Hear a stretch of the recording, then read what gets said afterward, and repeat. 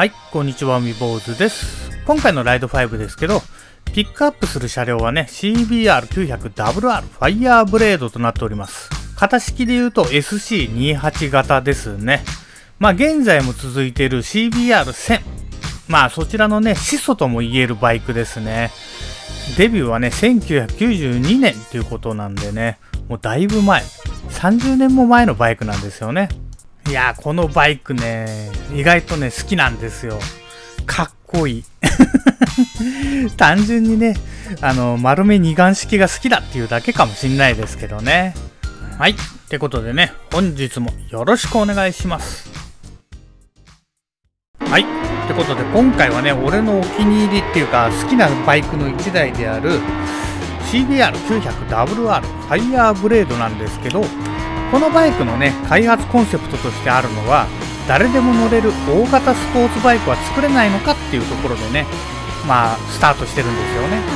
でもね、実は言うとね、数年前にプロトタイプとして CBR750WR っていうのがね、作られたんですよ。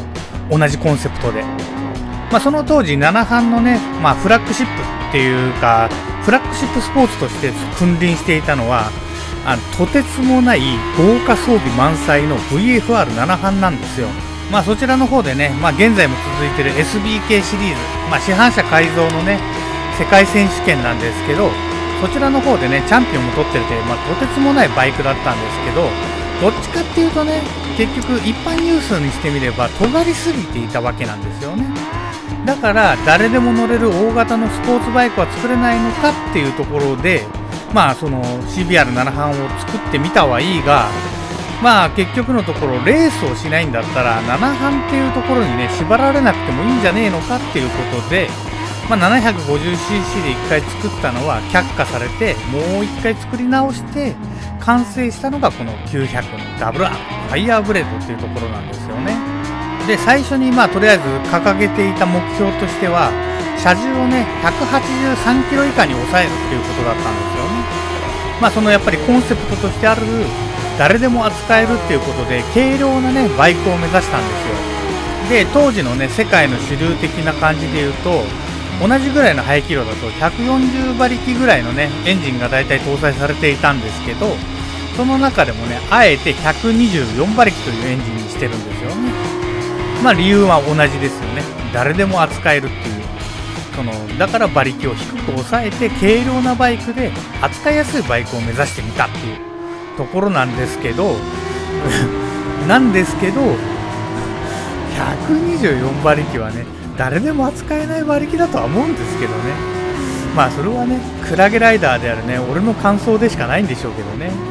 で、あともう一つね、その124馬力に抑えた理由としては、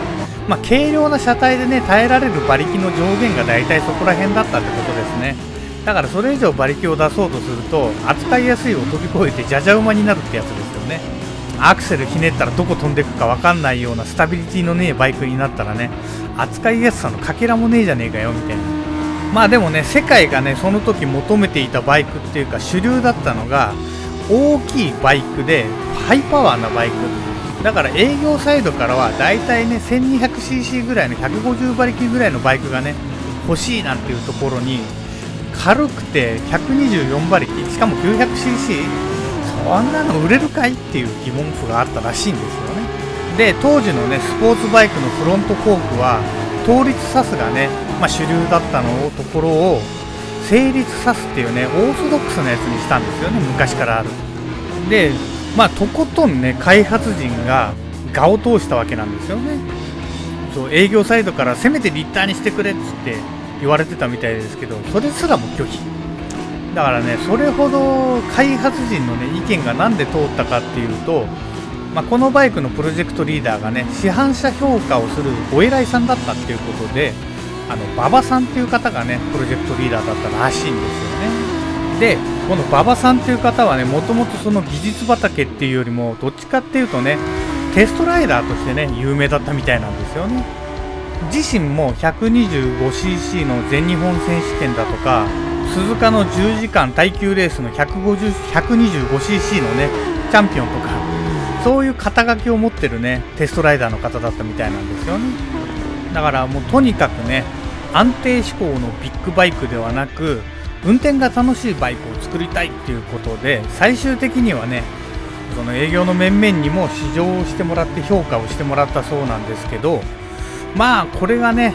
このコンセプトが大ヒットにつながったっていうところで、最終的にはね2万台売れたそうなんですよね。大ヒットですよね。2万台ですよ、バイクが。現在じゃそんな売れないでしょって言いたいんだけど、だからね、コンセプト的には高速道路とかサーキットみたいなところを安定して走るっていうよりも、そこら辺の山なんかをキビキビね楽しく走りましょうみたいなコンセプトだったんですよね。だからどっちかっていうと、ほら一般の人的にはそっちの方が身近なわけじゃないですか。だからすごく楽しかったんじゃないんでしょうかね。楽しめるまあそれなりのテクニックがないとやっぱ楽しめないんでしょうけど、ただあれですよね、その軽さとかハンドリングの良さっていうのは、そんなアクセルをひねったりとか目いっぱい曲がんない人でも交差点を曲がるだけでもね結構体感できることだったりしますからね。そのなんていうんですかね、取り回しの良さっていうか。だからそう KLX っていうすげえ軽量なバイクを乗ってた俺が CB400 に乗り換えたら、やっぱり重いって感じましたもんね。いやだって CB400 のスーフォアとかさ、俺を乗ってたのボルドールなんでほぼ一緒なんですけど、カウルがついてるだけでね、結局教習所と同じバイクじゃんっていう話かもしんないけど、その後ね KLX 乗ったことによってやっぱり体のフィーリングがね KLX になってたんで、軽量のね、その軽快さっていうのに慣れてたんでね、ちょっとあれって思いましたよね。あとは教習所とポジションが違いますからね。市販の CB って似てて非なるものですよ。やっぱり教習所のね CB なんてだいぶポジション乗りやすくなってますもんね。体起きるし、でエンジンのトルク特性もさ下からモリモリくるタイプじゃないですか。だからあれっていう、確かにねとあるところでね、だから教習所の CB だと思ってるとやけどするぞとか言われたけど、確かにね普通の、教習所の CB とはね全く違う性格でしたね。はい、ちょっと話がそれちゃいましたけどね。結局なんかね、この80年代のホンダを見てると営業サイドよりもだいぶ開発サイドの方がね力を持ってたんだななんて思いますよね。VFR7 だって開発サイドが無茶やった結果あんなバイクが出来上がったわけじゃないですか。だからね、現在のね開発体制がねどういう感じでやってるのかわかんないんですけど、もうちょっとね開発陣が作りたいバイクを作って形にした方のが売れんじゃねえのかなと思うんですよね、どのメーカーも。あと重要なのは値段ですよね。コストを下げてくれって話ですよ。そんな豪華装備とかいらねえから、ABS はねもう義務化されちゃったからしょうがないにしても、そんなね豪華にしなくていいから安いバイクを作ってくれってことですよ、新車でも。だからなんならね全く同じ見た目のこの丸め二眼式ねで ABS だけつけてね売れば、売れんじゃねえのかなと思うんですよね、俺は。だってどうせ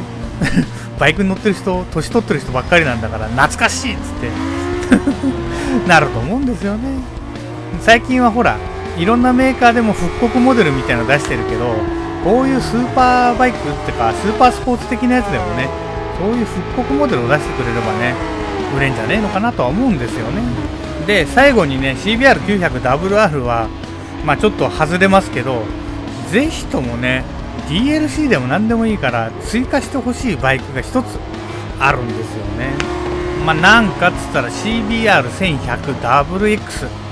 ブラックバードなんですよ。ホンダがねあんまり興味なさそうにしていたメガスポーツのところにいきなりポンと出てきたね。当時は一応世界最速300キロ超えのバイクなんですよね、出た当時は。なぜか急にホンダが出したっていうメガスポーツあれ出てもこれ入ってもいいんじゃねえとは思うんですけどね、なぜか出てこないんですよね、シリーズに。ってことでね、とりあえずね今回は CBR900WR ファイヤーブレードでした。それでは最後までご視聴ありがとうございました。